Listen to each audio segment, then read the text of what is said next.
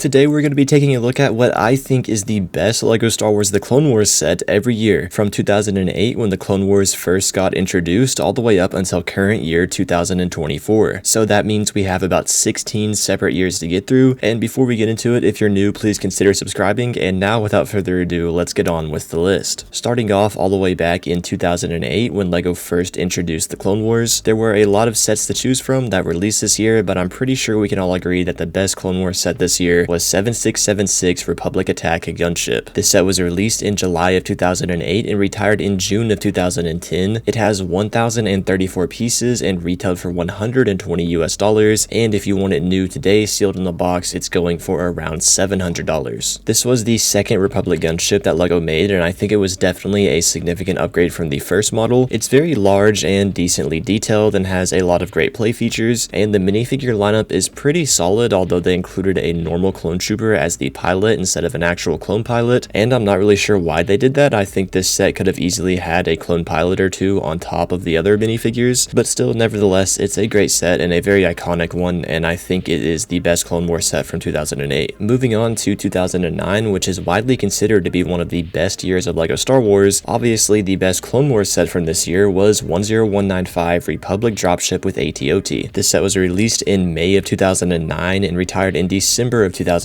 It has 1,758 pieces and retailed for $250, and if you want this set new today, it's currently going for around $2,000 to $3,000. I mean, there really was no other choice for the best Clone Wars set from 2009. Whether you think this set is overrated or not, it's still one of the best, if not the best Clone Wars set ever made. The AT-OT is pretty decent. I wouldn't say it holds up today, but it was definitely a great design for 2009, but to me, the main star of this set is the dropship. I think it was way ahead of its time in 2009, and it definitely still holds up today, and it's also just a really unique build, and it's honestly really bizarre that LEGO even made this set because it's so out of the ordinary from almost anything else we've ever gotten. And if you're thinking that it's not fair that I picked this set as the best Clone Wars set from 2009, I'll say that I think the second best Clone Wars set from 2009 is Anakin's Y-Wing Starfighter. Moving on to 2010, this year was very hard to decipher between two specific sets, that being 8088 ARC 170 Starfighter and 8098 Clone Turbo Tank. And again, this one was really hard to decipher for me, but in the end, for the best Clone Wars set from this year, I ended up going with 8088 ARC 170 Starfighter. This set was released in February of 2010 and retired in December of 2011. It has 396 pieces and originally retailed for $60 US, and if you want this set new today, it's currently going for around $300 to $400. Now, like I said, it was really hard to decipher between this set and the Turbo Tank, and if you think the Turbo Tank is better than this set, I think that's completely valid, but the reason I didn't choose it was because I think there's just too many exposed Tech pieces on this set, on the top with the handle and then on the bottom with the wheel structure, and it just doesn't look as sleek and as clean as the ARC 170, and 9 times out of 10, I'll prefer a cool looking starfighter over a ground vehicle, and that's what the ARC 170 is for me. I know it has a lot of hype, but honestly, I think it deserves it. It's a super sleek and unique model that is very fun to play with, and that would look awesome on display, although the only downside I have with it is that it includes 2 clone pilots instead of 3 like it's supposed to, and instead of a 3rd clone pilot, they just threw in Kit Fisto, which I mean, Kit Fisto is cool, but I think it should have had a 3rd clone pilot. Moving on to 2011, I have 7964 Republic Frigate. This set was released in June of 2011 and retired in December of 2012. It has 1,015 pieces and retailed for $120 US, and if you want this set new today, it's currently going for around $600 to $700. Now, yes, I think this is the best Clone Wars set released in 2011, but compared to all the other Clone Wars sets, I actually think it's a bit overrated. The build is cool and all, and it's definitely a unique set. However, I don't think it's quite as good as the Episode 1 version of this set released in 2007. I just think that one has better proportions and better shaping and just looks a little bit better than this one. However, this is still a pretty good set, and it has an awesome minifigure lineup, with every figure being exclusive besides Yoda, including some awesome characters like Commander Wolf, Quinlan Voss, and Eth Koff, and I really think that minifigure lineup is why this set has so much hype, which is understandable, but to me, the build is just not as good as everyone says it is. Contrary to 2011 having an overrated set, in 2012, I have what I think is a very underrated set, being 9525 Pre-Vizsla's Mandalorian Fighter. This set was released in August of 2012 and retired in December of 2013. It has 403 pieces and retailed for $50 US, and if you want it sealed in the box today, it's currently going for around around $300 to $400. This is one of the coolest and most unique Clone Wars sets ever made, and in my opinion, I think it's by far the best Mandalorian starfighter that LEGO has made. It's a pretty large model, and all of the features and functionality on it is just really cool, and on top of that, it came with that exclusive pre-Vizsla minifigure, which goes for over $200 on its own. Moving on to 2013, there were a lot of Clone Wars sets released this year to choose from, and I narrowed it down to two specific sets that were both very hard to decipher between, that being 75013 Umbaran MHC and 75004 Z95 Headhunter. And this was a really hard choice for this year, but for the best Clone Wars set from 2013, I went with 75013 Umbaran MHC. This set was released in January of 2013 and retired in December of 2014. It has 493 pieces and originally retailed for $50 US, and if you want it new today, it's currently going for around $200. Like I said, it was a really hard choice between this and the Z95 Headhunter, but I think this set just definitely has the upper edge. First of all, it's a very unique vehicle that I'm surprised LEGO even decided to make, and on top of that, it's just really well built, and I think it definitely holds up today in 2024. Like, if this set was released today, it would perfectly fit in with all of the other sets releasing this year. I think it just had a very modern design for 2013, and LEGO did a great job. Moving on to 2014, which was the best year of LEGO Star Wars in my opinion. This was another year that had two sets that were very hard to decipher between, that being 75045 Republic AV7 Anti-Vehicle Cannon and 75046 Coruscant Police Gunship, and some of you might disagree with me, but the set that I ended up going with was 75045 Republic AV7 Anti-Vehicle Cannon. This set was released in January of 2014 and retired in December of 2015. It has 434 pieces and only retailed for $40 US, and if you want it new today, it's currently going for around $400. Now, I actually just recently made a review on this set, and it definitely has its flaws, but overall, it just looks really awesome, and I think its design is just a lot more interesting than the Coruscant Police Gunship, with it having lots of cool features and looking really awesome on display, and including those legendary Wolfpack clone troopers. Moving on to 2015, there were not a lot of Clone Wars sets released this year, but there was definitely one that stood out amongst the rest, and that was 75087 Anakin's Custom Jedi Starfighter. This set was released in January of 2015 and retired in December of 2016. It has 370 pieces and retailed for $40 US, and if you want it new today, it's currently going for around $200 to $300. Now, if you didn't know, this is actually the only LEGO set LEGO has ever made that's based off of the 2003 Clone Wars miniseries, and it looks awesome. It's one of the most unique starfighters we've ever gotten, with the very nice blue and white colorway along with the customized hyperdrive. It just looks really cool and really unique, and on top of that, it includes this awesome exclusive Asajj Ventress minifigure that's based off of the show. Moving on to 2016, there were actually no Clone Wars sets released this year. In fact, there were only two prequel sets released this entire year, that being 75135 Obi-Wan's Jedi Interceptor and 75151 Clone Turbo Tank. And as you can tell, those are both Episode 3 sets and not Clone Wars sets, so sadly I just have to skip over this year. However, in 2017, there was a very underrated Clone Wars set released in my opinion, that being 75182 Republic Fighter Tank. This set was released in June of 2017 and retired in December of 2018. It has 305 pieces and retailed for $25 US, and if you want it new today, it's currently going for around $90 to $100. Now, the reason I say underrated is because when this set came out, a lot of people hated on it, and the reason was because it was a lot smaller than the 2008 version, which is what we were used to, but to me, this is actually the perfect Republic Fighter Tank. It's clearly based off of the Republic Fighter Tank that is seen in Battlefront 2, which is a lot smaller and sleeker, and I think LEGO just did a perfect job. It looks basically 100% accurate, and it has a nice minifigure lineup as well, with an exclusive clone gunner, as well as Ayla Secura. Now, 2017 had a great set for this list, however, in 2018 and 2019, again, we got 2 years with no Clone Wars sets. In 2018, we got only one prequel set the whole year, which was 75206 Jedi and Clone Troopers Battle Pack, which is technically based off of Episode 2, and in 2019, we got a good number of prequel sets, however, they were all based off of Episode 3, so sadly again, I have to skip over those 2 years. However, after the drought from 2018 and 2019, in 2020, we got one of the most infamous LEGO Star Wars sets ever made, that being 75280 501st Legion Clone Troopers. This set was released in August of 2020 and retired in December of 2022. It has 285 pieces and retailed for $30 US, and if you want it new today, it's going for around $40 to $50. Now, I'm sure everyone and their mother has heard of this set, set and probably even owns one, and I do have to say it's a pretty great set. It's definitely not a traditional battle pack, even though people call it the 501st battle pack, because obviously it was $30 and included 6 minifigures and 2 builds, and quote-unquote super battle packs were not technically a thing back then, so this was just a $30 set, but still it was pretty good. You get 4 cool 501st troopers, as well as 2 very detailed yet oversized builds and some battle droids to go along with it. Moving on to 2021, this was when we started getting the Clone Wars Season 7 sets, and in my opinion the best Clone Wars set from this year was 75316 Mandalorian Starfighter. This set was released in August of 2021 and retired in December of 2022. It has 544 pieces and retailed for $60 US,